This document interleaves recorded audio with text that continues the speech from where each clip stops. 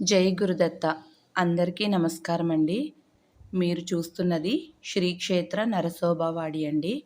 కృష్ణా నది ఒడ్డున ఎంతో ఆహ్లాదంగా రమణీయంగా ఉండే ఈ క్షేత్ర విశేషాలు ఇప్పుడైతే మనం తెలుసుకుందాం. ముందుగా అయితే మీరు స్వామివారిని అయితే దర్శించుకోండి. శ్రీ దత్తాత్రేయ స్వామివారి ద్వితీయ అవతారం శ్రీ నృసింహ సరస్వతి స్వామివారండి. ఈ క్షేత్రంలో 12 సంవత్సరములు స్వామివారు అయితే అనుష్ఠానం చేసుకున్నారు. ఈ క్షేత్ర మహత్యం గురించి మనం ఈ వీడియోలో అయితే తెలుసుకుందామండి. ఈ క్షేత్రంలో మనం అడుగు పెట్టగానే మనకు ఏదో తెలియని ఒక అద్భుతమైన అనుభూతి అయితే కలుగుతుందండి. అది అడుగు పెట్టిన వారికైతే ఖచ్చితంగా తెలుస్తుంది. ప్రతి ఒక్క దత్త భక్తులు ఈ క్షేత్రం వెళ్ళి స్వామివారిని దర్శించుకోవాలని నేనైతే మనస్ఫూర్తిగా కోరుకుంటున్నానండి. ఎందుకంటే ఈ క్షేత్రంలో అంత ఎనర్జీ ఉందండి. అది అడుగు పెడితేనే తెలుస్తుంది మనకి ఈ క్షేత్ర మహత్యం. చూడండి, కృష్ణా నది ఎంత ఆహ్లాదకరంగా ఉందో. ఈ నదిలోనే స్వామివారు 3 పూటలా స్నానం ఆచరించి అనుష్ఠానం చేసుకునేవారు. ఎదురుగా కనిపిస్తుంది కదండి, ఇదే అమరపురం అండి. ఈ క్షేత్రానికి మనం ఎలా చేరుకోవాలో ఇప్పుడైతే చెప్తాను. ఈ క్షేత్రం అయితే మహారాష్ట్రలోని కొల్వాపూర్ జిల్లాలో ఉందండి. మనం ఇక్కడికి చేరుకోవాలంటే ముందుగా మీరజ్ రైల్వే స్టేషన్లో దిగాలి. తర్వాత మీరజ్ రైల్వే స్టేషన్ నుండి బస్టాండ్కి అయితే రావాలండి. బస్టాండ్ మనం నడుచుకుని అయితే వెళ్ళిపోవచ్చండి. రైల్వే స్టేషన్ నుండి బస్టాండ్కి ఒక 3-4 మినిట్స్ ఉంటుంది అంతేనండి. మనము బస్టాండ్ వెళ్ళాక అక్కడి నుంచి కురుంద్వాడి బస్సెస్ అయితే ఉంటాయండి. కురుంద్వాడి బస్ ఎక్కితే మనకి నరసోబవాడి అయితే దింపుతారండి.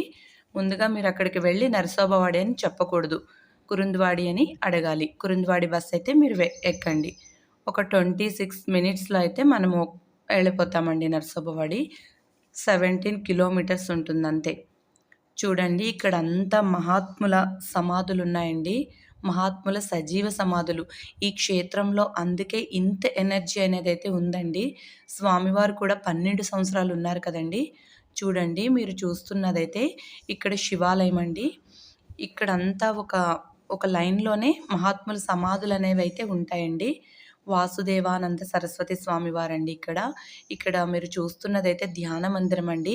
ఇక్కడ శ్రీ గురు చరిత్ర పారాయణ, దత్త భాగవతము, శ్రీపాద శ్రీవల్లభ చరితామృతము, అలా ఇంకా అనేక దత్తాత్రేయ స్వామివారికి సంబంధించిన స్తోత్రాలు ఇలా అన్నీ ఇక్కడ పారాయణ అయితే చేసుకుంటున్నారండి. పారాయణ కాకపోయినా మనం ధ్యానం కూడా ఇక్కడ చేసుకోవచ్చు, జపం కూడా చేసుకోవచ్చండి.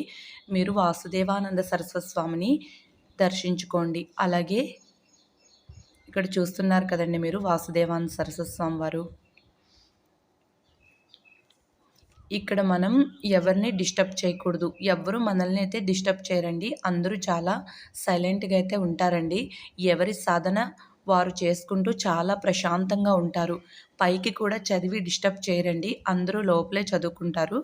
ఇక్కడ మనం కాసేపు ఒక 5 నిమిషాలు కూర్చున్నా సరే మనసుకైతే ఏదో చెప్పలేని ఆనంద అనుభూతి అయితే కలుగుతుందండి. పక్కనే వినాయక స్వామి అండి. ఇక్కడంతా మహాత్ముల సజీవ సమాధులు అయితే ఉన్నాయండి. చూడండి మీరు, ఎంతోమంది మహాత్ములు తపస్సు చేసుకున్న పుణ్యక్షేత్రం అండి శ్రీక్షేత్ర నరసోబవాడి. ఇక్కడ నారాయణ స్వామి, అలాగే కృష్ణానంద సరస్వతి స్వామి మహాసమాధి అవన్నీ ఉన్నాయండి. చూడండి, దర్శించుకోండి. ఈ స్వామి గురించి అయితే ఈ వీడియోలో అయితే నేను చెప్తానండి. ఇక్కడ ఇంత ఎనర్జీ ఎందుకంటే ఈ మహాత్ముల సజీవ సమాధులు ఉన్నాయి కాబట్టి ఇంత ఎనర్జీ అయితే ఉందని నేనైతే అనుకుంటున్నానండి. అలాగే మన స్వామివారు కూడా 12 సంవత్సరాలు అయితే ఇక్కడే ఉన్నారు కదండి. అసలు చెప్పలేమండి, ఆ ఎనర్జీ అలా ఉంటుంది క్షేత్రంలో. మనం ఇక్కడ ఏ సాధన చేసినా కూడా 1000 రెట్లు అయితే ఎక్కువ వస్తుందంటండి. ఎవరికి వారు ఎంతో డిసిప్లిన్గా సాధన అయితే చేసుకుంటున్నారండి ఇక్కడ. మనం వేరే క్షేత్రాల్లో చూసినట్టయితే కొంచెం సైలెంట్గా ఉండకుండా మాట్లాడుకుంటూ ఉంటారు కదండి. అలా అయితే ఇక్కడ ఏం చేయరండి. చూడండి, దర్శించుకోండి. ఇక్కడ మీరు చూస్తున్న అయితే ఇక్కడ కూడా మహాత్ముల సజీవ సమాధులేనండి. ఇక్కడైతే ఇలా గుడి కట్టారు. ఇక్కడ గుడిలో అయితే స్వామి హనుమ ఉంటారండి. ఇక్కడ ఇక్కడ మనం 3 ప్రదక్షిణలు కానీ 5 ప్రదక్షిణలు కానీ చేసుకుని స్వామికి నమస్కారం అయితే చేసుకోవాలి. మీరు కూడా దర్శించుకోండి. ఒక్కసారైనా నరసోబవాడి క్షేత్రంలో అడుగు పెట్టండి ప్రతి ఒక్క దత్త భక్తులు. వాసుదేవానంద సరస్వతి స్వామివారండి. మనం ఇలా పైన టెంపుల్ అయితే ఇలా ఉంటుందండి. ఔదుంబర వృక్షం దర్శించుకోండి. ఇలా స్టెప్స్ ఉంటాయండి ఇక్కడ మొత్తము. ఇలా పైకెక్కి చూస్తే మనం ఇలా టెంపుల్ అయితే ఇలా రౌండ్ షేప్లో ఉంటుందండి. ఇవన్నీ చూస్తున్నారు కదా, అవన్నీ అయితే స్టెప్స్ అండి. భక్తులు క్యూ లైన్లో అయితే స్వామిని దర్శించుకోవడానికి లైన్లో వెళతారండి. క్షేత్రం అయితే కృష్ణానది ఒడ్డునే ఉంటుందండి. నది కృష్ణమ్మ తల్లి వర్షాకాలంలో వరదలు వచ్చినప్పుడు 15 రోజులు 20 రోజులు అలా మొత్తము కృష్ణమ్మ తల్లి స్వామివారికి అయితే అభిషేకం చేస్తూనే ఉంటుందండి. స్వామివారి గుడి మొత్తం, గర్భాలయం మొత్తం కృష్ణమ్మ తల్లి ఒడిలోనే ఉంటుందండి. ఇక్కడైతే మనకి వీడియోలు అయ్యి ఎక్కువైతే లోపల స్వామివారిని అయితే తీనివ్వరండి. బయట తీసుకున్నా ఏమీ అయితే అనరు. ఇక్కడ స్క్రీన్స్ అయితే మనకు పెట్టారండి. స్వామివారు మనోహర పాదుకులండి, దర్శించుకోండి. ఎవరైనా ఇంతవరకు నరసోబవాడి అయితే క్షేత్రం వెళ్ళకపోతే ఒకసారి వెళ్ళి దర్శించుకోండి. ఇక్కడ ఎప్పుడు పడితే అప్పుడైతే నదిలో అయితే స్నానం చేయకూడదండి. ఎందుకంటే ఇక్కడ వాసుదేవానంద సరస్వతి స్వామివారు కృష్ణానదిలో దిగడానికి కొన్ని నియమాలు అయితే ఏర్పరిచారండి. అవి ఎందుకంటే ఇక్కడికి మధ్యాహ్నం కరెక్ట్గా 11:25 ఆ టైం నుంచి మధ్యాహ్నం 1:30 ఆ టైం వరకు నదిలో దిగకూడదని చెప్పారు. ఎందుకంటే ఈ సమయంలో మనం శ్రీ గురు చరిత్రలో చదువుకున్నాం కదండి, 64 మంది యోగినులు వచ్చి ఇక్కడ స్వామివారిని పూజించుకుంటారని నదీ గర్భంలో నుంచి. అందుకని ఇక్కడ మనమైతే నదిలో ఎప్పుడు పడితే అప్పుడైతే దిగకూడదండి. శ్రీ గురు చరిత్ర పారాయణ అయితే నేను మొత్తం ఇక్కడ చేసుకున్నానండి. మేమైతే 2 days ఉన్నామండి. ఎంత ప్రశాంతత అంటే మాటల్లో చెప్పలేమండి. అది ఎవరికి వారు అనుభవించవలసిందేనండి. అంత పరమ పవిత్రమైన శ్రీక్షేత్ర నరసోబవాడి అండి. ఇక్కడే మనకి స్వామివారు అయితే చాలా లీలలు చేశారండి. శ్రీ గురు చరిత్రలో శాంతాదేవి అనే ఒక మహాపతివ్రతకి ఎంతమంది పిల్లలు పుట్టినా చనిపోతూ ఉంటారు కదండి. పూర్వజన్మ కర్మ వల్ల ఆమె కర్మ తొలగించుకోవడానికి స్వామివారు ఆమెకు ఒక మార్గం చూపించి సంతానాన్ని అయితే కలగజేస్తారు కదండి. అప్పుడు ఆ సంతానంలో ఒక బాబు అయితే చనిపోవడం జరుగుతుంది. మీరందరూ చదువుకునే ఉంటారు గురుచరిత్ర. అప్పుడు స్వామివారు మళ్ళీ ఆ బాబుకు ఊపిరి అందించి బాబుని బ్రతికిస్తారు కదండి. అది ఈ క్షేత్రంలోనే. చుట్టుపక్కల ఇక్కడ మనం చూడవలసిన క్షేత్రాలు ఎన్నో ఉన్నాయండి. శ్రీ గురు చరిత్రలో భోజనహస్త మందిరం అయితే ఉండదు. ఇక్కడే పక్కన నృసింహవాడికి 4 కిలోమీటర్ల దూరంలో అయితే షిరోలా అనే గ్రామం ఉంటుందండి. ఆ గ్రామంలో అయితే భోజనహస్త పాత్ర మందిరం అనేది అయితే ఉంది. మేమైతే దర్శించుకున్నామండి. ఈ వీడియోలో అయితే లేదు, మన వీడియోస్లో ఉంది, చెక్ చేయండి. ఇక్కడ శివలింగం కూడా ప్రతిష్ఠ చేశారండి. మేము శని త్రయోదశి రోజు ఇక్కడే ఉన్నామండి.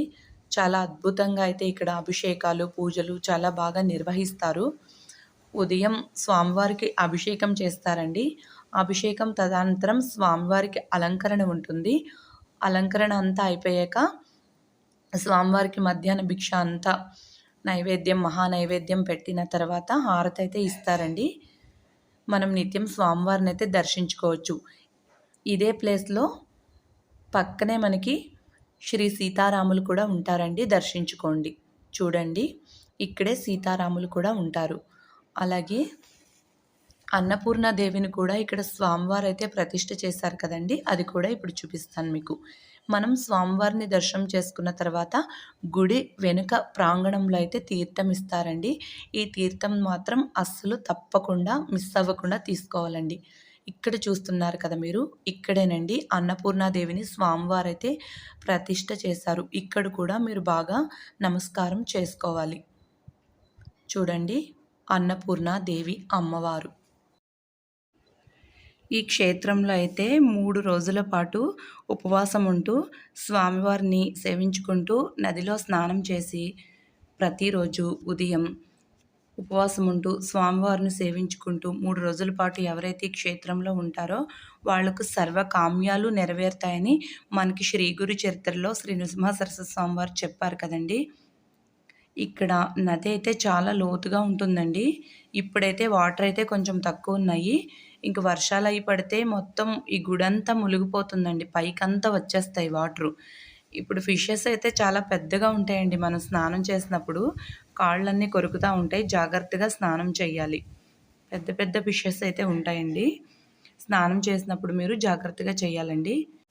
ఈ క్షేత్రంలో శ్రీ నృసింహ సరస్వతి స్వామివారు శ్రీ నారాయణ స్వామి మహారాజు వారికి సన్యాసాశ్రమ దీక్షని ఉపదేశించారండి. ఈ స్వామివారి గురించి అయితే నా దగ్గర ఉన్న నృసింహవాడి మహాత్ముల చరిత్రలో అయితే చాలా విపులంగా ఉందండి. ఈ చరిత్ర అయితే చాలా బాగుందండి. నేనైతే ఈ చరిత్ర చదువుతున్నాను. ఈ చరిత్ర చదువుతుంటే మహాత్ముల్ని మనము అక్కడికి వెళ్ళినప్పుడు, అక్కడ దర్శించుకున్నప్పుడైతే మనం చదివిందంతా మనకి స్వామివారిని చూసి అవన్నీ గుర్తుకొస్తూ మనసైతే చాలా ఉప్పొంగుతూ ఉంటుందండి. ఇక్కడైతే కొంచెం ఆ విశేషమైతే నేను ఇప్పుడైతే చెప్తానండి మీకు. నారాయణ స్వామివారికి స్వామివారి సన్యాస దీక్షనిచ్చిన తర్వాత స్వామివారు ముండనం, దండం, కమండలం, కాషాయ వస్త్రాలు ఇచ్చారు. ఇప్పటి నుంచి నీ పేరు నారాయణ స్వామి అని నామకరణం చేసి ఆశీర్వదిస్తున్నానని అభయం ఇచ్చారు. ఈ హఠాత్ పరిణామానికి నారాయణ స్వామి ఆశ్చర్యపోయారండి. మనసు సంతృప్తితో నిండిపోయింది ఆయనకి. యతి ధర్మాలు కూడా దత్తుడు తెలియజేయడం, ఈ విషయం అప్పుడే ఎవ్వరికీ చెప్పుకని చెప్పడంతో నారాయణ స్వామి వారు నది నుంచి బయటకు వచ్చేశారు. దత్త పాదుకులకు నమస్కారం చేసుకుని తన కుటీరం వైపు వెళ్ళడం, అక్కడ బ్రాహ్మణులంతా చూసారంటండి. చూసి విస్మయంతో చాలా చూసారంట. నారాయణ స్వామి వారు కాషాయ వస్త్రం, శిరోముండనం, దండం, కమండలం చూసి వారిలో వారు వీరు ఎవరి దగ్గర సన్యాసం తీసుకున్నారు అని చర్చించుకున్నారంటండి. అందరూ వారికి వారే సన్యాసం తీసుకున్నారనుకుని వారిని మండపంలోనికి రానివ్వక స్వామితో ఇక్కడ సన్యాసి అంటే దత్తరూపం. ఇలా ఎవరికి వారు సన్యాసులైపోతే ఎలా? ఇక్కడి నుంచి వెళ్ళిపోమ్మన్నారంట. నారాయణ స్వామి కిన్నులై మౌనంగా తన కుటీరంలోకి వెళ్ళి తలుపు వేసుకున్నారంటండి.